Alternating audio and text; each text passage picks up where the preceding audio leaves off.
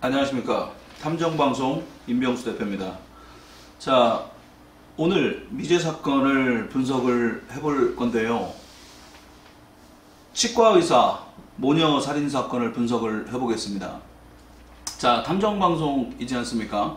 논리적이고 객관적인 추론의 바탕을 두고 최대한 분석을 하도록 하겠습니다.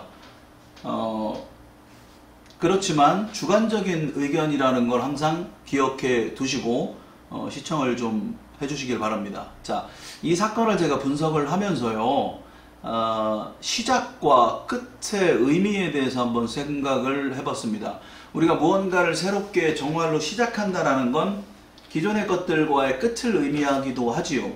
바꿔 이야기하면 끝이 난다라는 건 또 무언가의 새로운 시작이기도 합니다. 시작과 끝의 만남을 말씀드리고 싶습니다. 그리고 이 사건에서 물과 불이 등장을 해요. 보니까 물은 욕조, 그 다음 방화, 불은 방화, 물과 불이 만나는 사건의 정점을 봤습니다. 유력한 용의자로 지목되고 있는 남편이 새로운 병원을 개원하는 날 아내가 사망을 합니다. 2살짜리 딸도 사망을 하고요.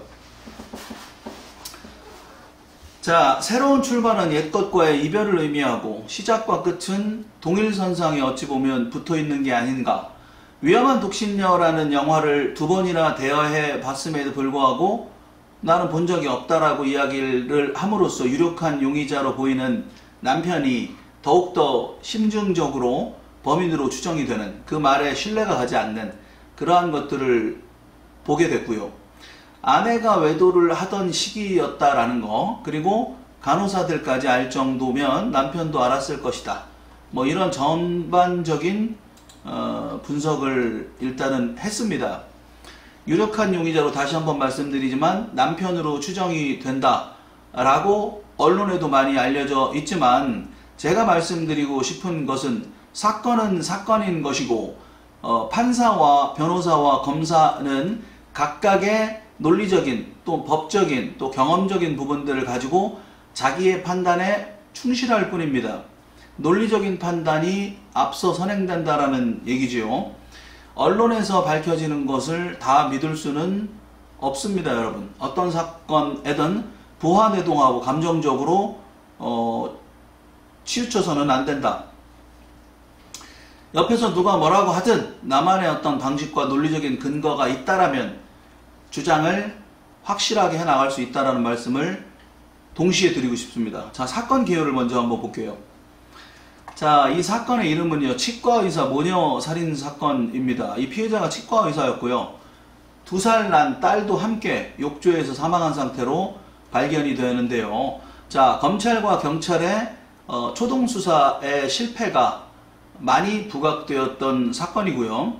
그리고 변호사의 입증, 변호사의 논지를 반대로 극복하지 못하는, 근거를 대지 못하는 그러함으로써 결국은 무죄로 판단이 된 사건입니다. 자, 사건 내용 한번 볼게요. 1995년 6월 12일 아침 8시 45분경 서울 은평구 불광동의 모 아파트에서 연기가 발생이 됩니다.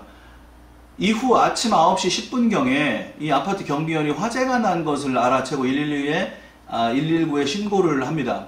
9시 20분경에 소방관들이 도착해서 10분여 분 만에 화재를 진화를 하는데요.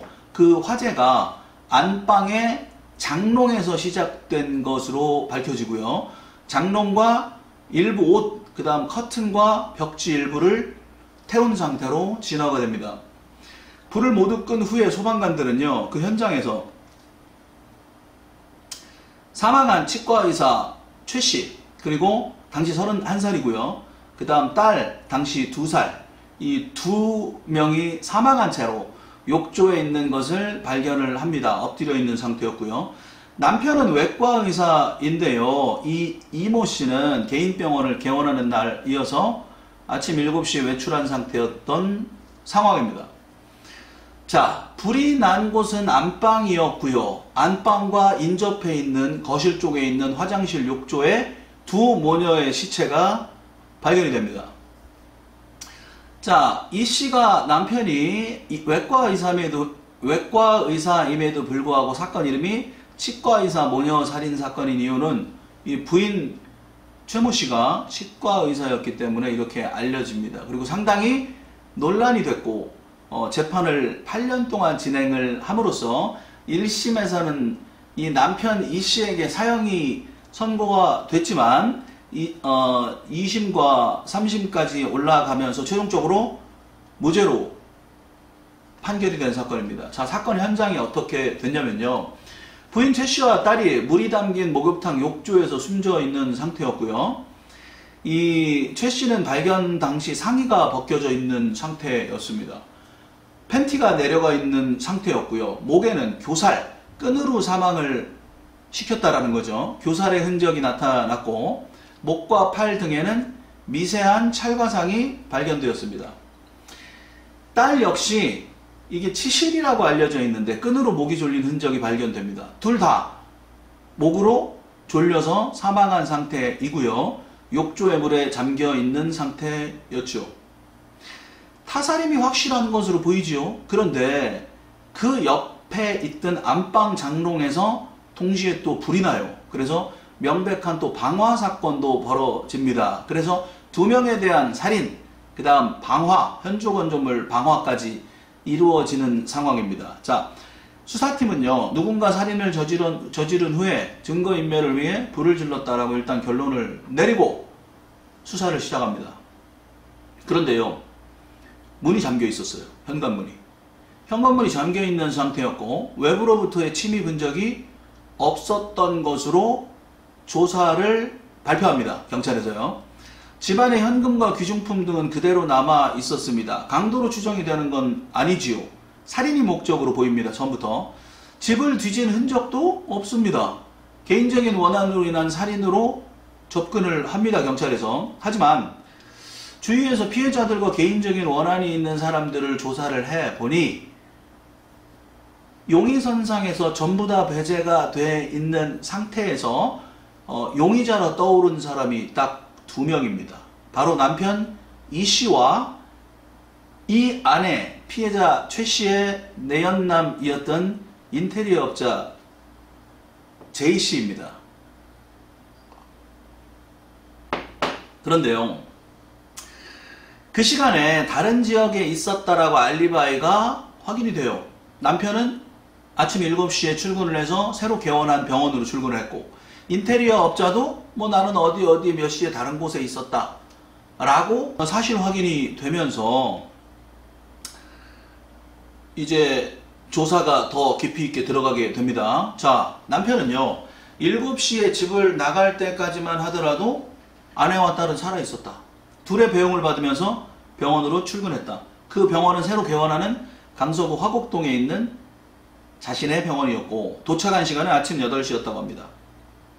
자, 이 사건의 최대 쟁점은 시간입니다. 사망한 시간. 자, 아침 7시에 남편이 나갔지요. 이 7시 이전에 모녀가 사망한 게 확실하다면 남편이 범인일 확률이 뭐 거의 확실하다고 보이지요. 만약에 7시 이후에 사망을 했다 그러면 제3의 인물이다 라고 보이는 거지요. 그래서 가장 처음에 도착한 경찰관들이 가장 많이 용의선상에 올려놓은 사람이 바로 남편입니다.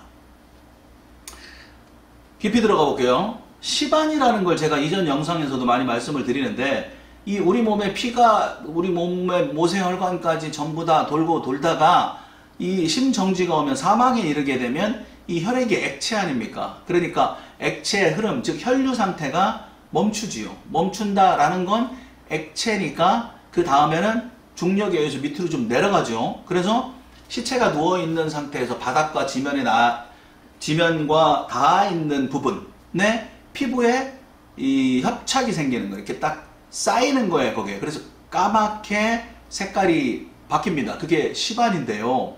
모녀에 대한 검안이 이루어진 시간이 오전 11시 30분입니다. 오전 11시 30분. 자, 검안 당시에 이 최 씨에게 우측 퇴퇴부, 허벅지 쪽이죠.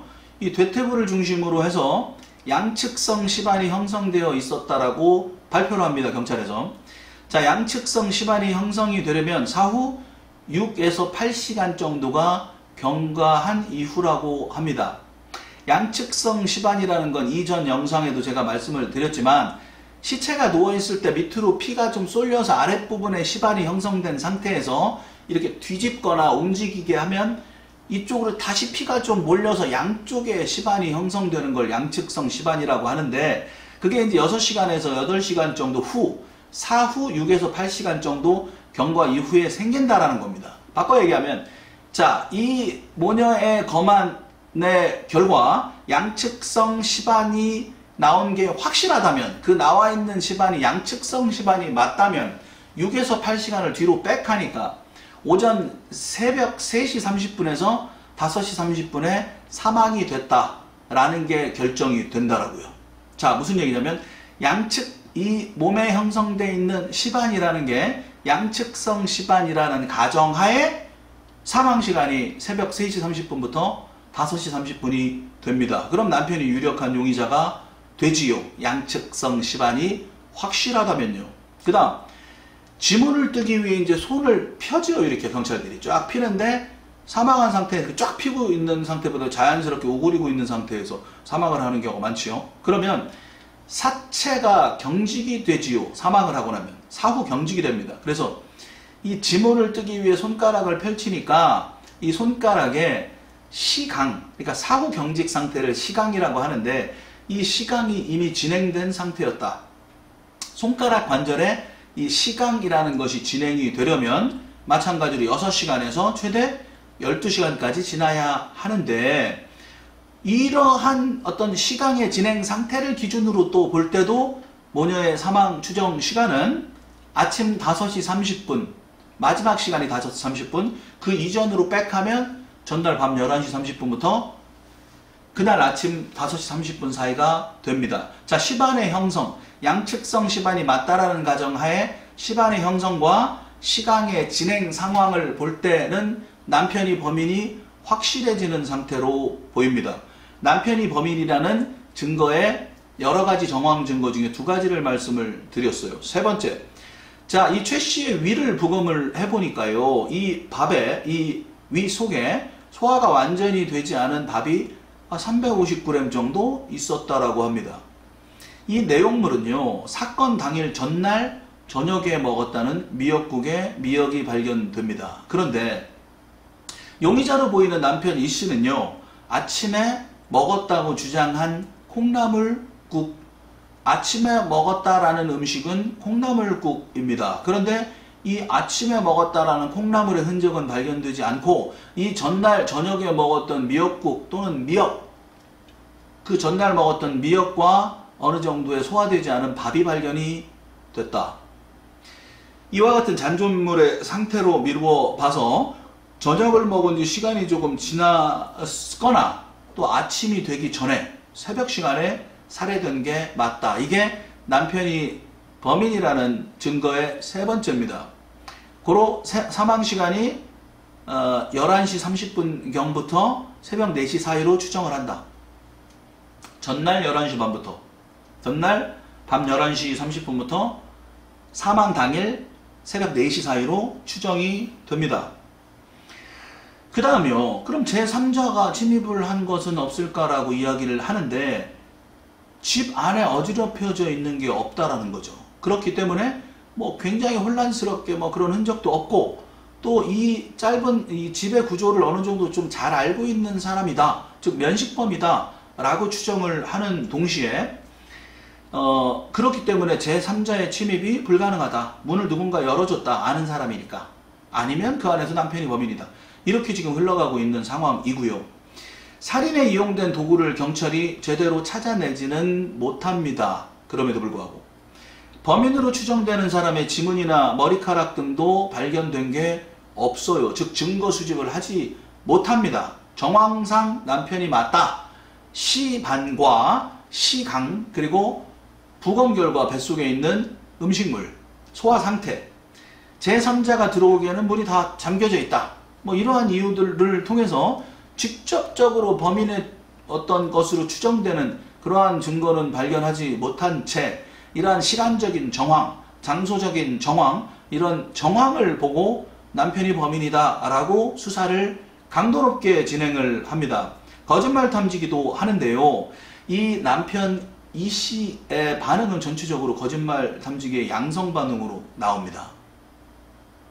다만 이 변호사가요, 경찰 수사 과정에서 어떤 살해 시각, 살해 장소 등에 대해 강도 높은 조사를 받은 이 씨가 이 진범이다 아니다 여부와 상관없이 선입견이 박혀 특정 질문에 이상 반응을 보인 것이다 라고 변호사는 주장을 합니다. 결국 1심에서는 증거로 인정을 받아서 사형을 선고하지만 이후에는 증거 채택에서는 다 배제됩니다.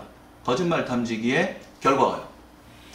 자, 이번에는요, 남편이 범인이 아니라는 증거가 나오게 되는데요. 한번 들어보시죠. 시반과 시간으로 사망시간을 추정하는 것은 사실은 오차 범위가 굉장히 넓다라고 변호사가 주장을 하기 시작합니다. 사람에 따라서 시반의 발생 시점과 정도도 다르고요. 최초 검안 시에는 목, 가슴, 배도 시반이 관찰되었다라고 하는데 부검을 하면은 조금 시간이 지나서 부검을 하는 시점에서는요. 우측 대퇴부 이외의 시반이 모두 안 보입니다. 즉 변화가 생겼다라는 거죠. 즉 그만큼 유동적이다라는 거예요. 우측 대퇴부의 경우 그녀가 팬티를 입고 있었기에 그러한 압력으로 인해 시반이 먼저 형성된 것으로 볼 수는 있지요.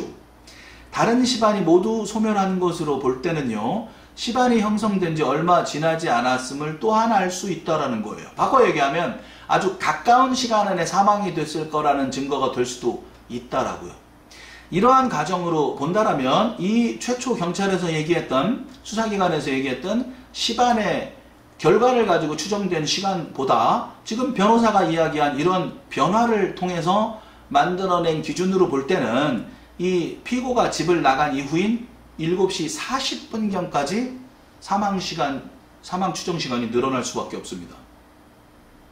시간의 경우도 마찬가지입니다. 온도가 높을 경우에는 조기강직이 나타나거든요. 자, 아까 제가 말씀드린 것처럼 이 두 명의 시체가 욕조 안에서 발견이 됐지요. 즉 욕조 안에 담글 만한 이유가 있었기 때문이 아닐까요? 욕조물에 담궜다라는 거는 좀 뜨거운 물에 담궜을 가능성도 배제할 수는 없지요. 온도가 높을 경우에는 바로 조기 강직이 됩니다. 그래서 이걸로 시간을 추정할 수는 없다. 정확하지 않다. 시간의 원인이 굉장히 불분명해졌다. 시간이 오래 지나서 시간이 나타난 것인지 용의자가 욕조에 뜨거운 물을 받아 고의적으로 급속한 시간을 유도한 것인지 알 수 없다는 겁니다. 시간으로 인한 사망시간을 추정하는 것 역시 변호사에 의해 반박이 됩니다.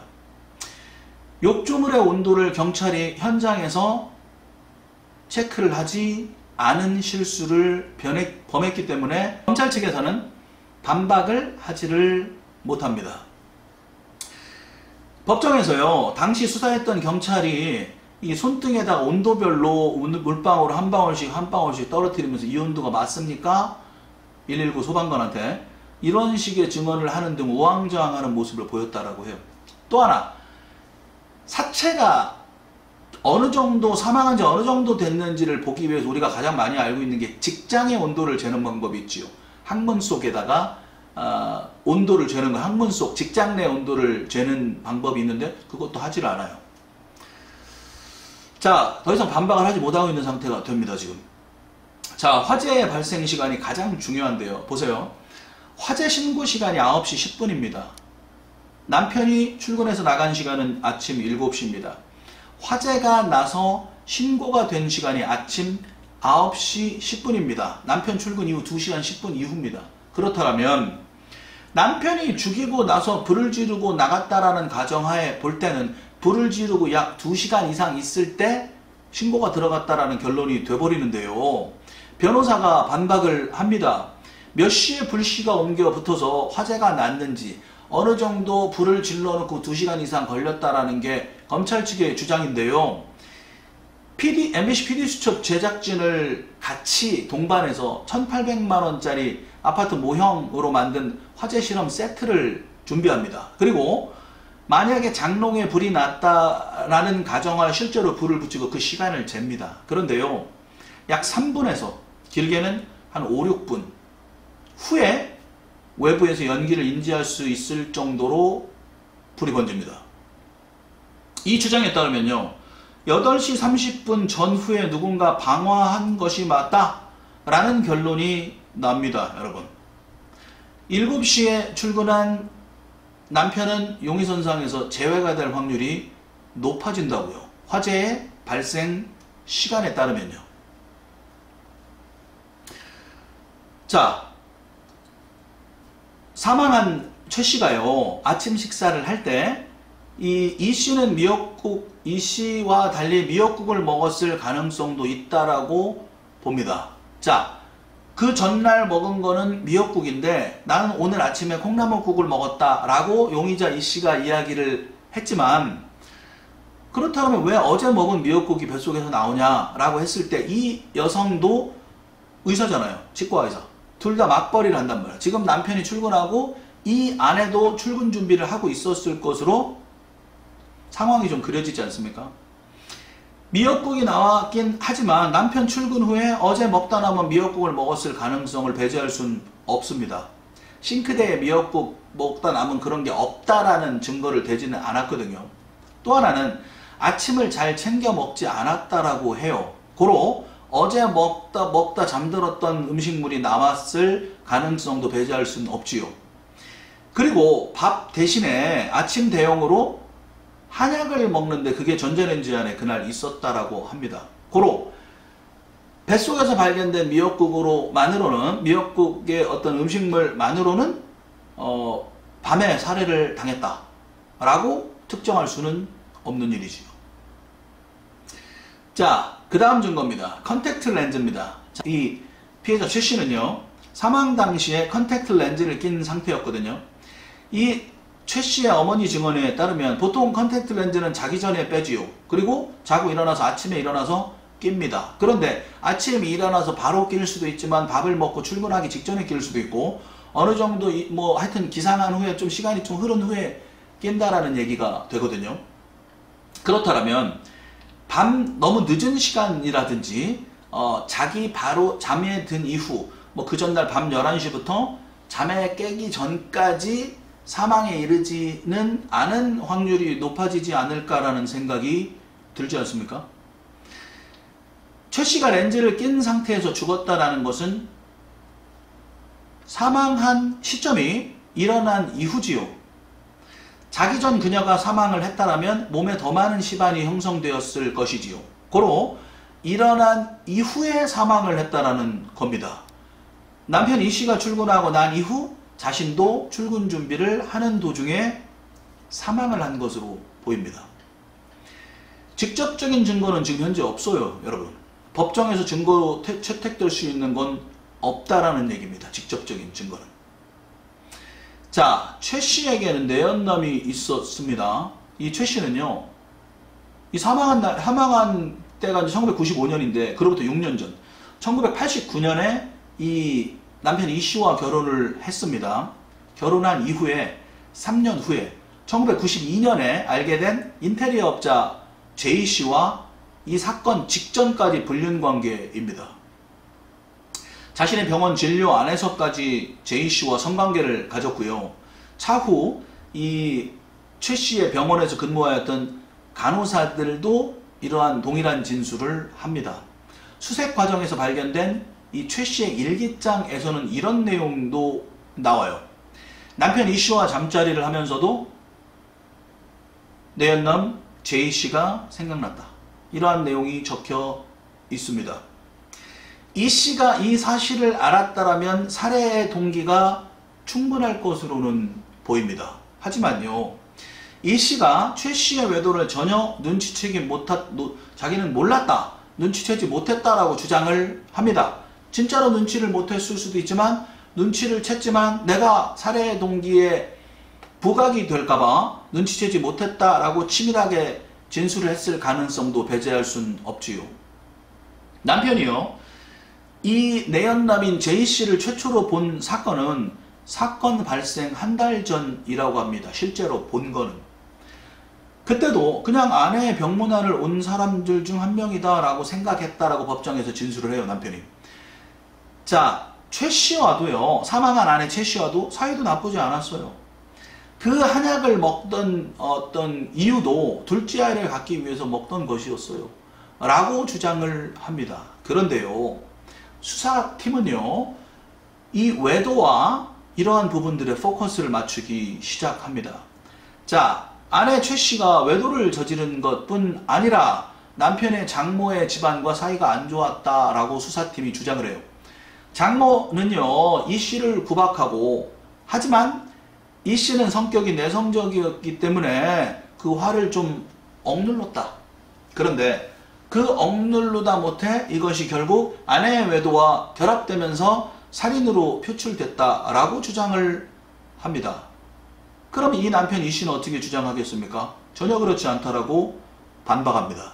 둘 사이에서 불화가 잦지도 않았고, 사건 발생 2주 전에는 온 가족이 장모를 모시고 괌에도 여행을 다녀왔다라고 증언을 합니다. 이 사건이 일어나기 2주 전에요. 해외여행도 다녀왔다라는 거죠. 자, 사람이 색안경을 쓰기 시작하면 범인으로 보면 이것도 모두 다 계획된 게 아닐까라고 판단할 수도 있어요. 하지만 일단 있는 그대로 사실 한번 팩트를 분석을 해보자는 겁니다. 일단은요.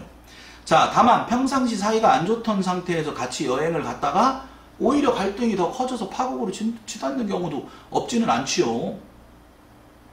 쌓였던 게 많다가 여행 갔다 와가지고 우발적으로 뭐 살인이 일어나는 경우도 있고 뭐 이혼이 일어나는 경우도 있으니까 없진 않아요. 경우의 수입니다. 자, 그 다음 이제 수사관들이 집중하는 내용은요, 남편 이 씨의 추리닝복 바지에서 이러한 쪽지가 발견이 됐다라고 하는데요. 그 쪽지에는 수많은 영화의 제목이 적혀 있었다라고 해요. 군의관 생활을 하면서 공중보건의로 공중보건의로 근무를 하면서 영화를 상당히 많이 봤다라고 하는데요. 92년도에 내연남을 만났지요, 아내가. 그 92년도에 개봉했던 위험한 독신녀라는 영화에서요, 극 중에서 여자 범인이 남성을 죽이는데요, 욕조에다 시신을 담그는 장면이 나옵니다. 우연일 수도 있고, 이걸 보고 범인을 모의했을 어떤 기폭제로 삼았을 수도 있지요. 자, 여기에서요, 이제 이 씨에게 그 영화를 본 적이 있는가라고 물어보는데요, 이 씨가 본 적이 없다라고 거짓말을 합니다. 본 적이 있는 게 확인이 됐음에도 불구하고요. 형사들이 강릉의 수사팀을 급파합니다. 공중보건의로 근무했던 강릉의 수사팀을 급파를 해서요, 그 당시에 이 씨가 해당 비디오를 대여했는지를 확인을 합니다. 그런데 94년도, 즉 개봉을 하고 한 2년 후지요. 바꿔 얘기하면 내연남이 있었던 게 92년도니까 내연남이 생긴 이후 2년 정도 후에 이 영화를 보는 거예요. 아내는 내연남과 2년째 바람을 피우고 있는 중이었고, 남편은 이 영화를 대여해서 보는 겁니다. 94년 2월 28일에 이 비디오를 빌려서 3월 2일에 반납을 했다라는 확인을 합니다. 그리고 같은 해 봄이 지나서 같은 해 가을이 돼서 10월 26일에 다른 대여점에서 이 영화를 또 빌립니다.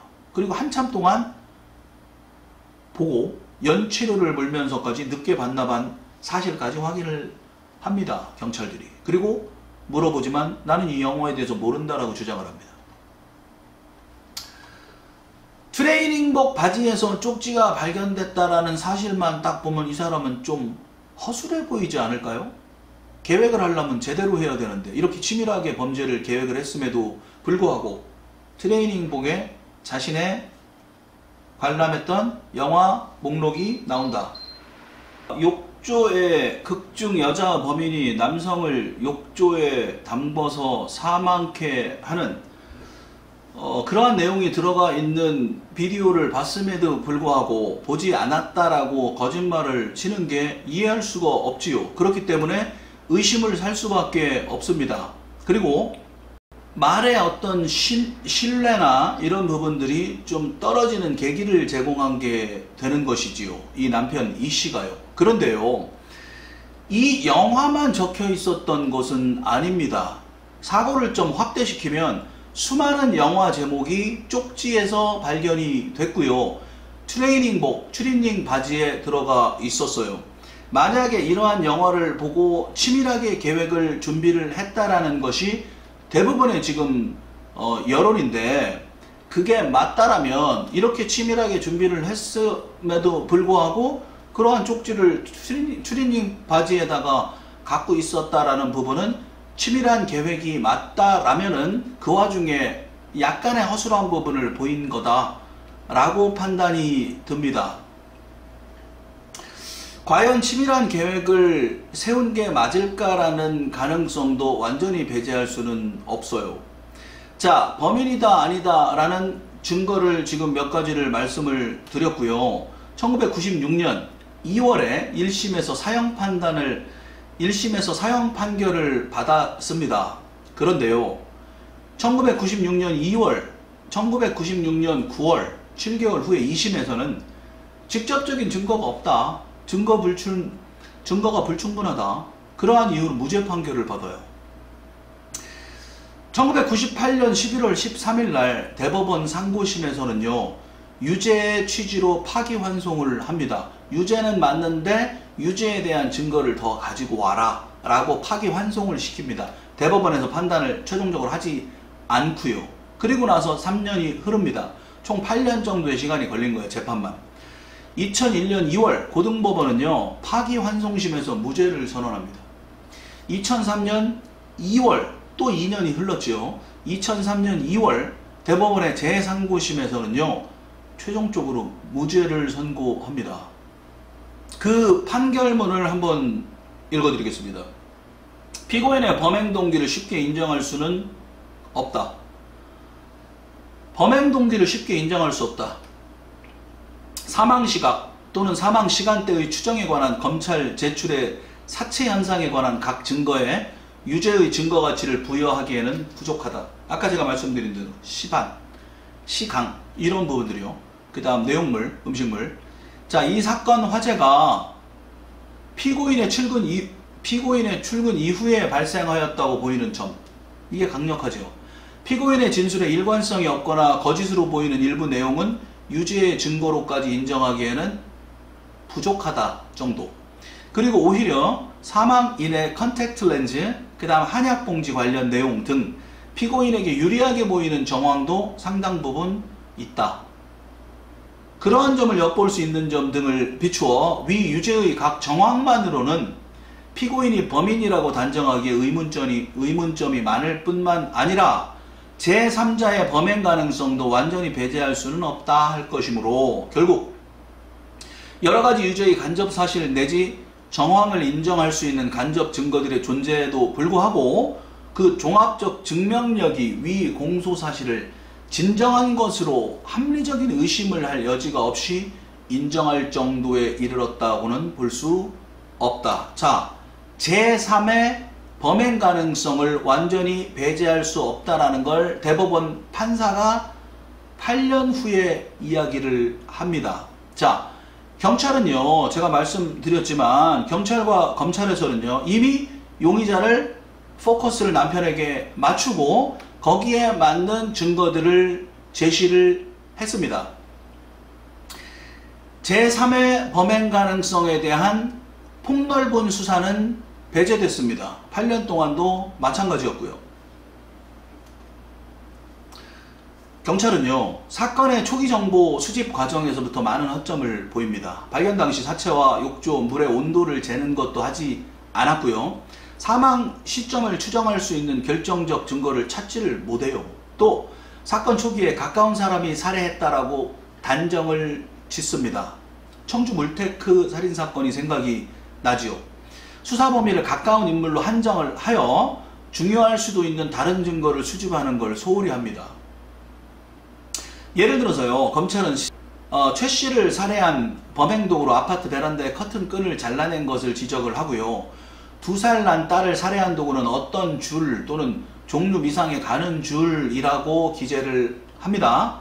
증거가 없는 이 주장은요, 크게 나오지 않았다라는 거잖아요. 그죠? 그 줄을 들이밀어야 되는데 이렇게 얘기를 했다라는 거예요. 증거가 없는 이 주장은 재판 과정에서 인정이 되지 않습니다. 딸을 살해한 도구는 나중에는 외과용 실이라고 주장했다가 이후에는 또 시실이라고 주장을 합니다. 검찰에서. 파기환송심에서요, 검사 측은 화재 발생에 관해서 불을 조그맣게 피워놓고 2시간 반 동안의 시간을 계산해서 뭐 그게 가능할 거라고 보십니까? 저는 좀 회의적입니다. 천주교 인권위원회에서 해외의 화재 전문가들에게 이 검찰의 주장이 가능한 것인지 의뢰 메일을 보내요. 그 답장이 오는데 그 내용을 토대로 아까 제가 말씀드린 대로 1999년 용인에서 PD수첩 제작진이 참여한 상황을 실제로 실험을 하는데 3분 만에 큰 불로 번지는 것이 증명이 돼요. 당시 화재 전문가들의 의견도요, 가능성이 없다. 실험으로 증명을 합니다. 이 실험 결과를 통해 파기환송심 당시에 이 피고 이 씨가 모녀를 살해하고 자연 화재를 일으켜서 화재가 자신의 출근 이후에 번지게 하고는 현장에서 도주했다라는 검찰 측의 주장이 당연히 부정이 됩니다. 당연한 거죠. 검찰은요, 자신들의 추정을 확신을 하고 기소를 했겠지요. 하지만 그 과정에서 굉장히 많은 허점에 파묻혀 있는 그러한 추정이 너무 많았어요. 그 추정들의 근거들 중에 많은 부분들이 오히려 피고인 이 씨에게 유리하게 해석될 수도 있는 등 증거를 제시하지 못한 검찰은 변호사에게 집니다. 자, 이 사건의 핵심은요, 피해자가 7시에 죽었느냐, 그 이후에 죽었느냐가 가장 핵심이었죠. 자, 남편인 이 씨가 범인이 맞지요? 7시 이전에 사망한 게 확실하다면요.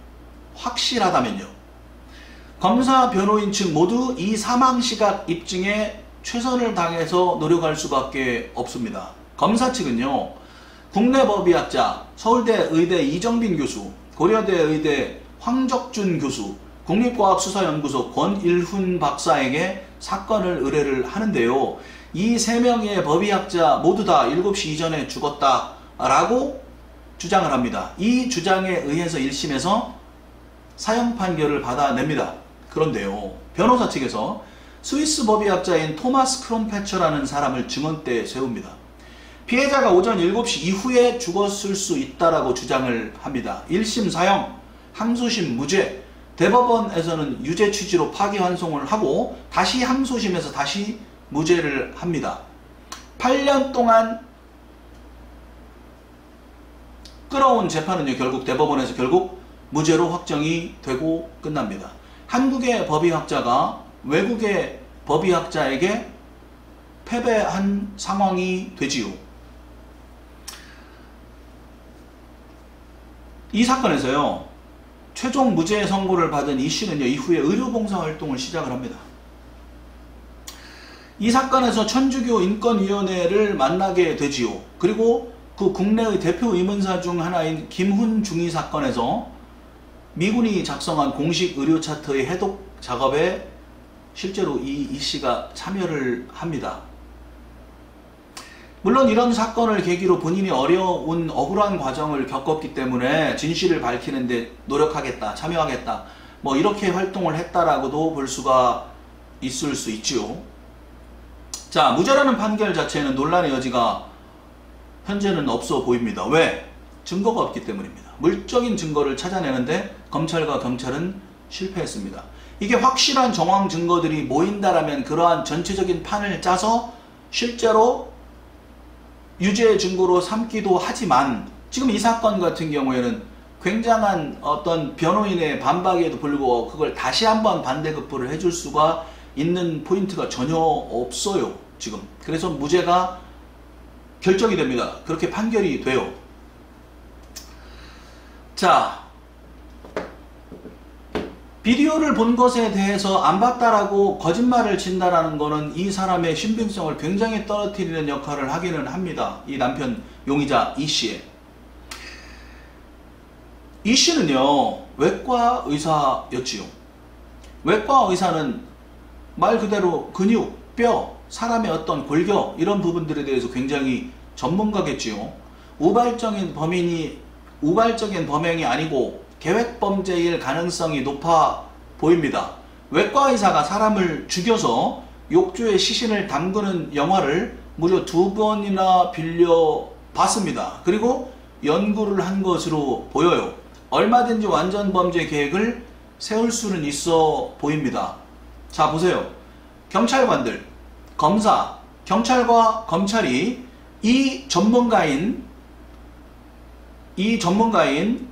외과 의사인 이씨를 상대로 유죄를 입증을 함에 있어서 훨씬 더 많은 전문적인 지식과 이러한 것들이 필요했음에도 불구하고 굉장히 일반적인 사건으로 접근을 했다라는 부분을 말을 안 할 수가 없죠. 그죠? 만에 하나 이씨가 범인이라면요, 이러한 계획과 은폐 공작에 넘어갈 수 있는, 즉 질 수 있는 그런 가능성이 훨씬 더 높아 보이지 않겠습니까? 전문가인 외과 의사와 단순한 검찰과 경찰 수사기관과의 싸움에서 말입니다.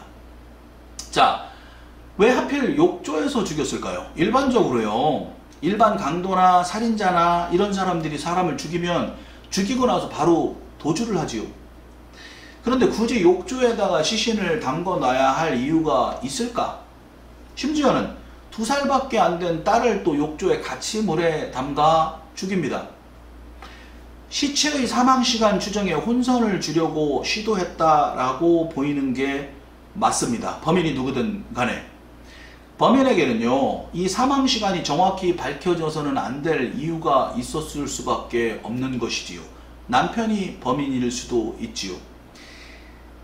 사망시간을 감추는 게 중요한 목적이었을 것으로 보입니다. 자, 실제 이번 사건의 핵심 쟁점은요, 이 모녀가 사망한 시간이었는데 수사기관의 조사 미흡이 많이 아쉬운 상황이지요.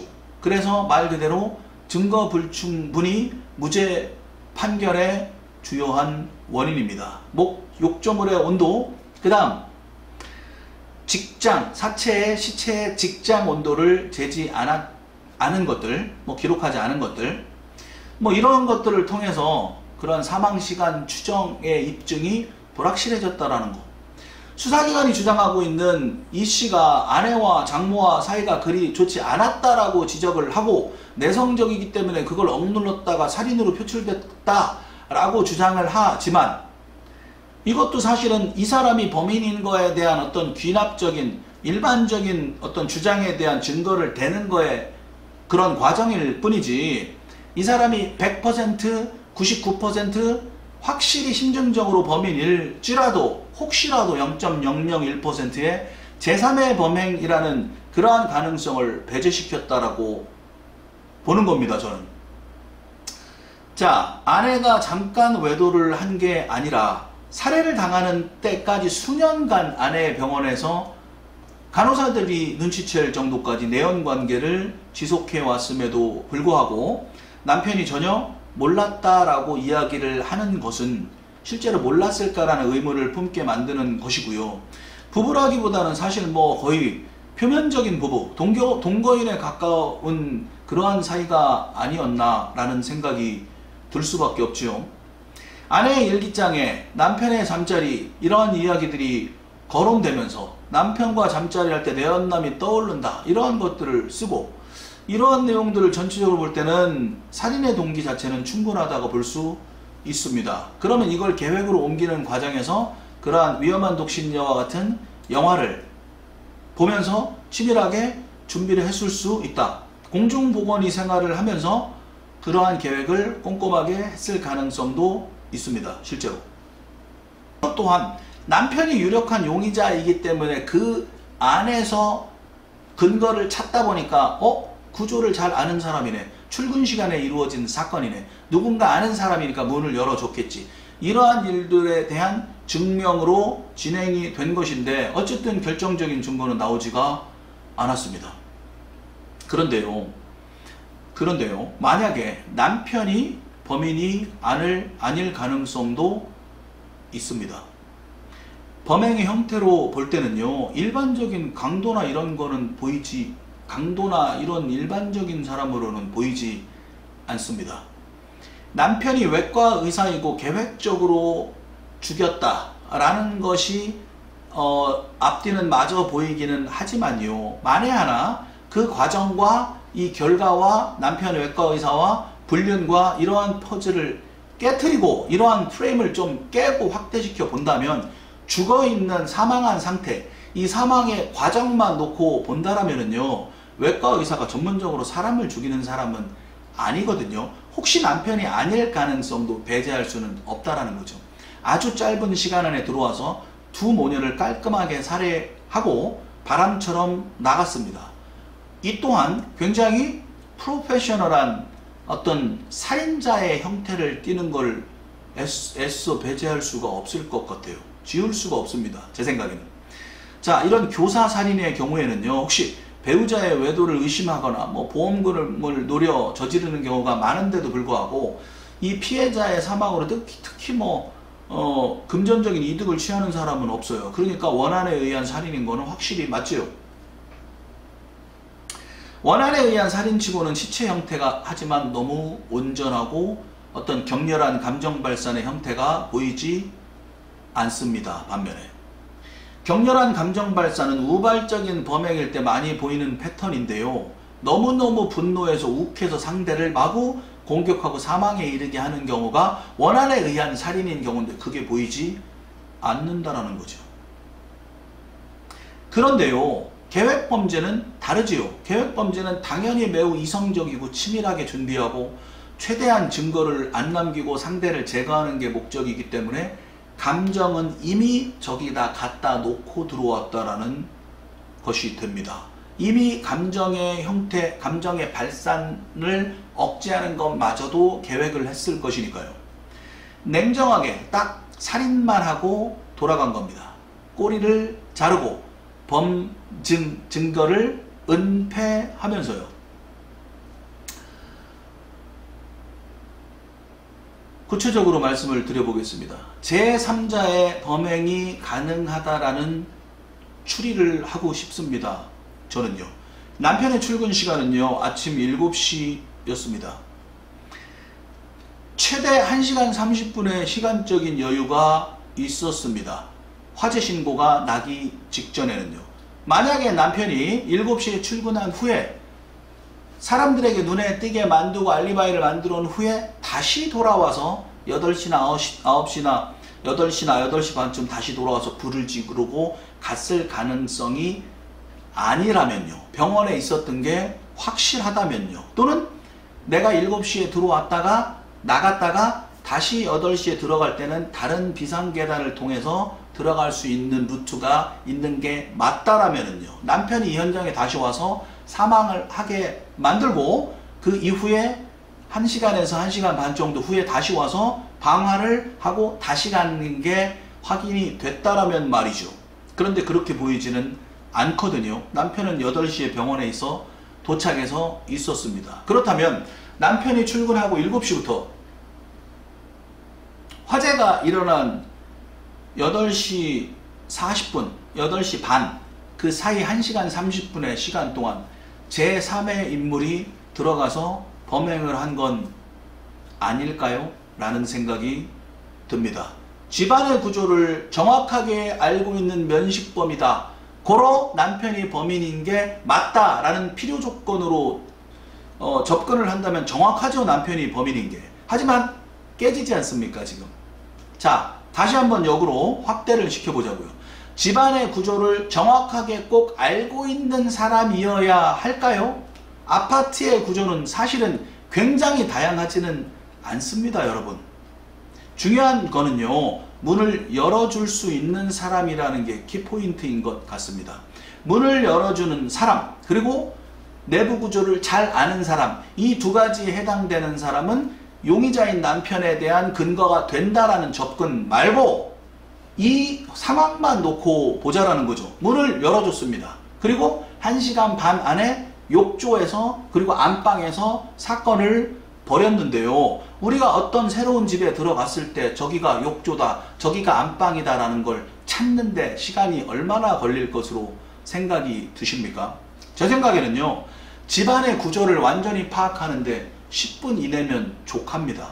아는 사람이 문을 열어줬다라는 가정 하에 들어가서요. 자, 그럼 1시간 30분에서요 약 1시간여가 남습니다. 구조를 파악하는 시간 빼고요. 일반적으로 이 피해자와 면식이 있는, 안면이 있는 지인이 원한이든 금품의 목적이든 살인의 계획이든을 가지고 문을 들어갑니다. 문을 열어주고 들어갑니다. 그래서 그 안에서 아주 짧은 시간 안에 집안의 욕조에서 2명을 깔끔하게 살해하고 바로 장롱에 불을 지른 형태이고, 그리고 유유히 빠져나온 형태로 보는 게 훨씬 더 맞지 않을까라는 생각이 듭니다. 집의 구조가 익숙하고 편안한 인물일 수도 있지만 아파트의 구조를 굉장히 들어가서 좀 파악을 했을 수도 있지 않을까라는 생각이 들고요. 역으로요, 인테리어 업자를요 병원 진료실에까지 끌어들여서 간호사들이 전부 다 내연 관계임을 눈치챌 정도까지 병원 진료실 안에까지 끌어들일 정도의 사람이라면요, 혹시요 집 안에 끌어들였던 적은 없다라고 완전히 단정할 수는 있을까요? 라는 생각이 듭니다. 자, 피해자와 안면이 없는 제3자의 킬러인 경우로 가정을 또 해보겠습니다. 피해자를 불러내서 유인하기가 쉽지가 않기 때문에 보통 피해자의 동선을 파악한 후에 인적이 드문 곳에서 아주 빠른 시간 안에 범행을 저지르고 도망가는 경우가 굉장히 많지요. 청부 사례 같은 경우에는요. 그런데 이렇게 대놓고 아침 시간에, 환한 아침 시간에 남의 집에 대놓고 침입해서 이러한 살인을 벌이는 경우는 사실 굉장히 드물다고 보입니다. 킬러 고용자가 그 집에 사는 인물이라 열쇠를 줬다면 가능하겠지요. 그 번호를 알려줬다면. 결국 남편도 관계가 범죄와 연관이 될 수도 있다라는 생각이 들 수는 있어요. 그런데요, 어린아이까지 죽였습니다. 원한에 의한 범인이라면 그 원한 피해자인 아내에게 가졌을 것인데, 이 아내만 사망에 이르게 할 것인데 아이에게까지 사망의 결과를 주었다라는 거는요, 이 2살 난 아이는 목격자로서의 사실은 의미가 없지 않습니까? 그럼에도 불구하고 아이를 사망에 이르게 했다라는 거는요, 이 상황을 좀 더 한번 상상을 해봅시다. 피해자에게 원한이 굉장히 크기 때문에 아이까지 죽여버릴 가능성. 만약에 남편이 범인이라면 혹시 이 아이가 외도한 남자의 아이일 것을 의심하고 거기에 확신을 해서 아이까지 죽여버렸을 가능성. 혹시라도 제3의 범인이 들어가서 사망에 이르게 하는 과정에서 아이가 운다든지 이러한 일이 벌어지니까 아이를 조용히 만드는 과정에서 아이까지 그냥 우발적으로 사망하게 이르게 만드는 경우의 수, 여러 가지가 있을 수가 있죠. 이웃이나 친구들이 대부분 알게 될 정도로 외도를 수년간 걸쳐서 했음에도 불구하고 주변에서는 다 눈치를 챘음에도 불구하고 남편이 전혀 모를 수가 있느냐라는 부분에 대해서는 그럴 수도 있고 아닐 수도 있다라고 생각을 합니다. 당연히 주변에서 간호사들도 알고 다 눈치를 챌 정도니까 남편도 알았겠지. 그래서 이 비디오를 2번이나 빌려봤겠지. 그래서 살해를 계획했고 실행에 옮기고 방화까지 했겠지. 라는 가능성도 굉장히 설득력이 있고 일견 굉장히 맞아 보이기는 하지만 그렇지 않을 가능성도 조금이라도 있으면 배제할 수는 없다라는 생각이 들지요. 아내의 불륜을 이 씨가 몰랐다는 것이 혹시 거짓이라고 할 수도 있지만 용의자로 지목된 이 씨의 입장에서는 알았습니까? 몰랐습니까? 라고 물어보면 당연히 모른다라고 하죠. 내가 살인범으로 몰릴 수 있으니까, 또는 내가 진짜 살인범이었다면 내가 걸릴 수 있으니까 당연히 모른다라고 할 것입니다. 그러한 비디오를 본 적도 없다라고 할 것 같아요. 내가 혹시 범인이 아니더라도 그럴 것 같아요. 가능성입니다. 약간의 가능성까지 올려놓자는 얘기입니다. 저는. 자, 실제로 자신에게 불리한 진술을 거부할 권리를 가지고 있지 않아요. 법에서는. 증거를 제시해서 이를 논파하는 것은 수사기관의 책임이지요. 당신 왜 거짓말 쳤습니까? 이거를 일목요연하게 논리적으로 반박해서 그러한 것들을 논파를 해야 되는 게 수사기관의 어떤 의무인데 그거를 사실 못했습니다. 과정에서 지금. 자, 판사들도요, 이 씨의 이런 행동이 자기방어 심리에서 나온 것일 수 있다라고 봤어요. 이 씨가 아내의 불륜을 알고 있었다는 것을 증명할 수는 없죠. 설사 알았다 하더라도 이 씨가 범인이냐 아니냐에 대해서 영향을 미친다고 볼 수는 엄밀히 따지면 없는 겁니다. 판사들이 볼 때요. 무엇보다 검찰이요, 자신들의 주장, 즉 이 씨가 범인이 맞다, 이 씨가 아내의 불륜을 알고 있었고 그것을 살해 동기로 작용을 했을 것이면 그렇게 해서 결과적으로 계획과 함께 실제로 살인의 결과를 도출해냈다, 이러한 것들의 합리적인 어떤 의심의 여지가 없이 입증을 해야 되는 것은 검찰의 몫이라는 거죠. 하지만 입증을 하는데 실패했다라는 겁니다. 결정적인 증거를 내지를 못했다라는 거지요. 자, 경찰과 검찰은요, 이 아내의 불륜과 엮어서 이 씨와 이 아내가 사이가 좋지 않았고, 또 이 아내의 일기에 보면 이런 내용들이 좀 나오고, 외도의 내용이 나오고, 뭐 이런 것들이 나오기는 하지만요, 일기를 이 내용만 썼겠습니까? 아내가 여러 가지 얘기를 썼을 것 같아요. 그래서 그러한 것들을 압수해서 보면서 수사에 필요한 이 씨가 범인일 수밖에 없다라는 그러한 내용만 발췌해가지고 제시했을 가능성을 배제할 수는 없습니다. 판사 입장에서 볼 때는요. 실제로 여행도 가고 좋았다는 내용도 있지만 검찰은 무시를 할 수가 있지요. 당연히. 둘 사이에 이런 편지가 실제로 오고 갑니다. 당신 저를 믿고 밀어주고 감싸주고 편들어줘야 돼요. 안 그러면 의왕 울어버릴 거야. 이러한 과히 나쁘지 않은 내용의 어떤 편지도 주고받는 것들이 실제로 일기에도 나오고 편지에도 나옵니다. 하지만 검찰은 남편 이 씨가 이 사망에 이르게 한 범인이 맞다, 진범이 맞다라는 거에 대한 증거를 찾아내야 하기 때문에 거기에 필요한 것들을 제출했을 것입니다. 자, 재판부 기록 중에 이런 내용이 나옵니다.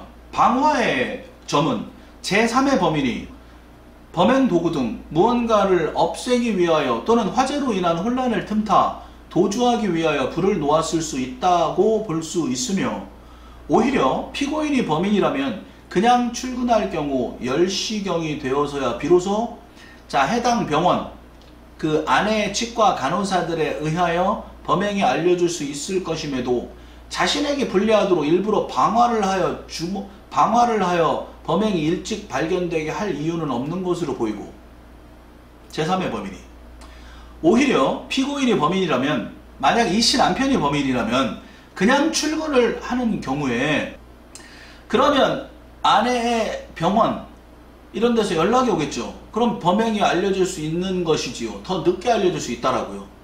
그럼에도 불구하고 오히려 자기에게 불리하도록 일부러 방화를 해서 범행이 일찍 발견되게 할 이유가 없는 것으로 보이고, 여러분 어떠십니까? 남편 입장에서 남편이 범인이라면 불을 굳이 놓을 이유가 없다라는 겁니다. 그냥 살해를 하고 자기는 자기 갈 길을 가면 되는 것인데, 불을 질러서 나오면은 불이 나니까 신고가 들어갈 것이고 사체가 빨리 발견되겠지요. 근데 만약에 아내하고 딸을 사망에 일으키게 한 다음에 자리를 떠버리면 그 집에 누가 방문하지 않는 이상 범행이 바로 발견되지 않지 않습니까? 고로 이 범행을 방화를 한 점은 남편이 아닐 가능성이 높아진다라는 겁니다. 제 얘기는. 자, 만일 이 씨가 범인이라면요, 차라리 시체에 불을 지르는 게 낫지 않을까요? 기름을 준비해서 시신에 뿌리고, 뭐 기름이 없다라면 뭐 커튼이나 화학섬유 같은 걸로 불을 질러 시체에다 둘른 다음에 시체에다 불을 지르는 게 훨씬 더 낫지 않을까요? 시반이라든지 시강이라든지 윗속에 있는 내용물이라든지 이러한 것들은 자기 남편, 즉 용의자로 지목된 남편의 범행의 의혹을 훨씬 더 높여주는 증거로 삼고 있지 않습니까? 검찰, 경찰에서요. 그렇다면 안방에다 불을 지를 이유가 없다라는 겁니다. 제 얘기는. 불을 지르려면 굳이 시체를 없앴으면 자기한테 득이 되지 않는, 자기가 피의자로 가해자로 몰릴 수 있는, 범인으로 몰릴 수 있는 그러한 것들을 훨씬 더 없앨 수 있는에도 불구하고 시체에다가 불을 지르는 게 아니고 오히려 다른 방에다 불을 지르고 이 사건을 빨리 주변에 알려버리지 않습니까? 굳이 내가 계획범죄를 했다면 시체를 없애야지요. 안방 장롱에 불을 지를 이유가 있을까요? 안방 장롱에 불을 질러가지고 연기가 나니까 신고가 들어갔지요. 그래서 이 불을 질렀다라는 건 내가 여기 이제 살인이 벌어졌다라는 걸 알려준 의도가 아닐까요? 근데 남편이 그걸 굳이 알릴 필요가 있을까요? 그리고 범죄를 은닉하려고 계획을 했다라면 시신을 없애는 게 낫지 않을까요? 여러분? 물이 있고 불이 있는 사건입니다. 현재. 자, 쟁점이었던 사망 시각 추정에서요, 이 씨의 변호인단이 외국 법의학자들의 의견을 토대로 제시한 증거가 더 타당성이 있다고 판단을 합니다. 재판부는요. 2003년 3월 7일 동아일보 보도에 따르면요, 이 사건을 심리하는 서울고법의 한 재판정에서 피해자 이 씨의 변호인과 검찰 측 증인으로 나는 법의학자와의 공방 내용 중 일부가 인용이 됩니다. 2003년 3월 7일 동아일보 보도 내용입니다. 피의자 남편 이 씨가 선임한 변호인이 이렇게 질문을 합니다. 시반이 부검할 때 누워있는 아내 최 씨의 시신 안면에 남아 있었습니까? 라고 물어봅니다. 검찰 증인으로 나온 법의학자에게요. 그러니까 법의학자가 그렇습니다라고 대답을 하니까요, 변호인이 당신이 본 것은 시신의 옆모습을 찍은 것인데 앞모습을 어떻게 알 수 있습니까? 라고 하니까 법의학자가 대답을 못합니다. 여러분, 사건 발생한 1995년 6월 12일 오전 7시경에 이 씨가 집을 나선 것은 확인이 됐습니다. 이 아내 최 씨가 7시 이전에 숨진 것만 확인이 되면 남편 이 씨의 범행임이 입증이 되는 게 맞아요. 검찰 주장대로요, 최 씨가 오전 7시 이전에 숨진 게 맞다라면 시반은 시신의 앞과 뒤에서 같이 나타나는 양측성 시반이어야 합니다. 양측성 시반이요. 제가 영상 초반에 말씀드린 거죠. 이건 검찰의 주장인데요. 그런데요, 사건 현장에서도 그리고 부검 현장에서도 법의학자는 참석하지 않습니다. 시신을 옆에서 찍은 사진만 보고 안면에 시반이 있다라고 증언을 한 거라고요. 여러분, 이로 인해서 검찰 측이 내세운 법의학적 소견은 그 신뢰성에 타격을 입습니다. 이 씨의 변호인단은요, 파기환송심에서 스위스의 법의학자 토마스 크럼페츠를 증인으로 세웁니다. 그리고 전 세계 법의학회 회장인 버나드 나이트 교수 등 4~5명의 외국 법의학자들에게 부검 자료를 보내 의견을 구합니다.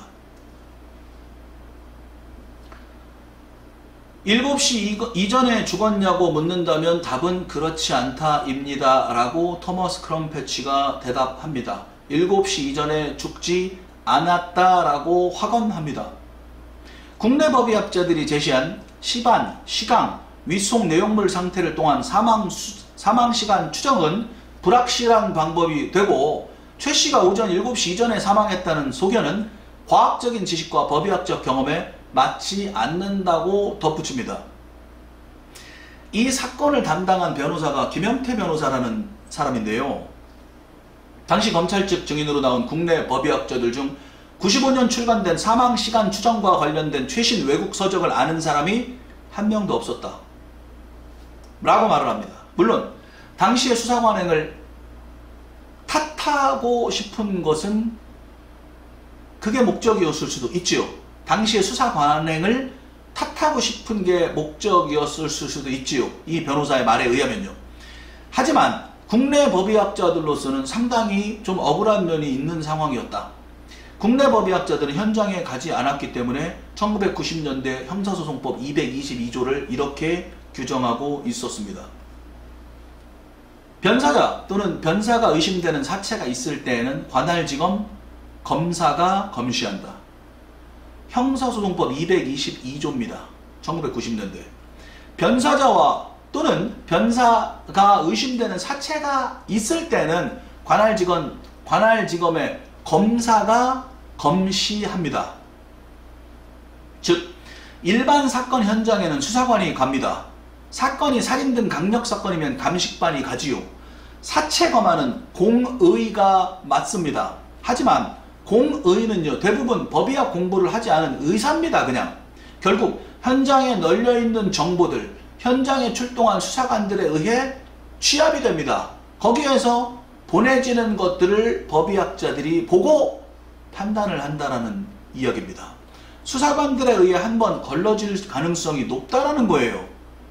자, 청주 물탱크 주부살인 사건에서 이런 일이 있습니다. 경찰이요, 초기 사건 심증, 남편이 범인이라고 심증에 확신을 갖지요. 그리고 이후에 드러나는 모든 여러 증거들을 무시하거나 별로 신경을 안 써요. 심지어 사건 후 9년이 지나도록 범인을 못 잡았지요. 그죠? 지금도 못 잡았죠. 못 잡았음에도 불구하고 남편이 범인이라고 확신합니다. 그쪽 방향으로 수사를 해야 한다라고 담당 수사관이 의견을 내놓습니다.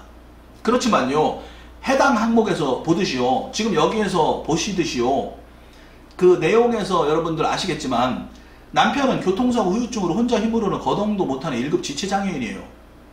하지만 경찰은 남편에게 공범이 있을 거라고 남편이 범인이라는 주장을 철회하지 않습니다. 자, 영미법 계열의 국가에서는요, 검시를 전문적으로 담당하는 검시관 또는 법의관이 독립된 수사권을 가지고 현장에서 조사를 합니다. 하지만 인력 등이 굉장히 부족했던 우리나라에서는 그럴 여력이 없었던 것이 사실입니다. 경찰을 완전히 탓할 수도 없다는 거죠, 사실은. 그렇다면은요, 최소한 현장 보존 또는 기초수칙 정도의 어떤 일선 경찰들에게 내려지는 지침, 그 부분에 대한 철저한 교육이 이루어지고 엄격하게 실행이 되어야 하는 게 매우 중요한 것이지요.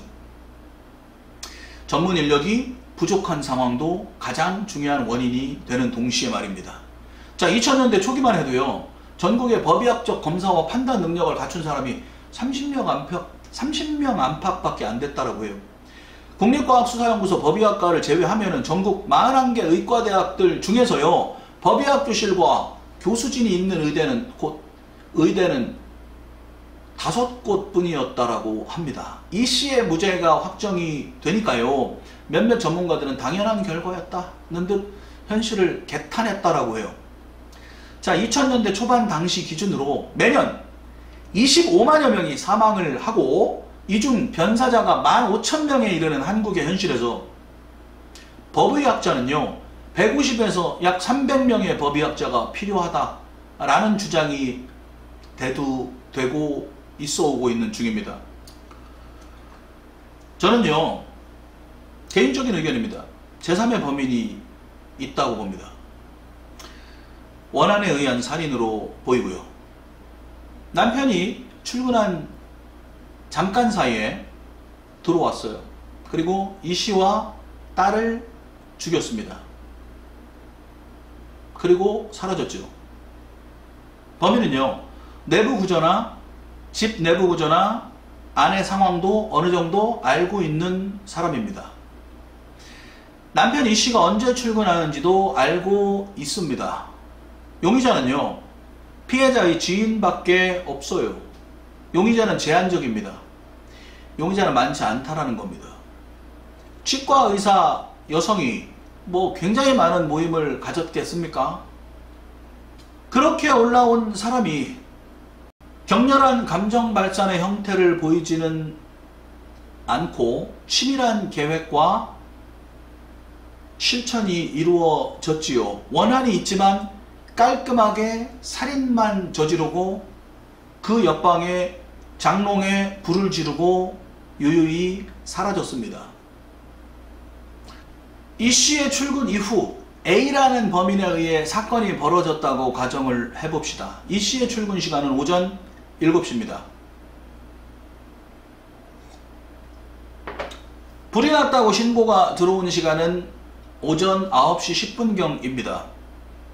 화재 발생 시간은 오전 8시 30분 전후로 추정됩니다. 그렇다면 A에게는요, 최대 1시간 30분의 시간 여유가 있었습니다. 숙달된 범죄 전문가,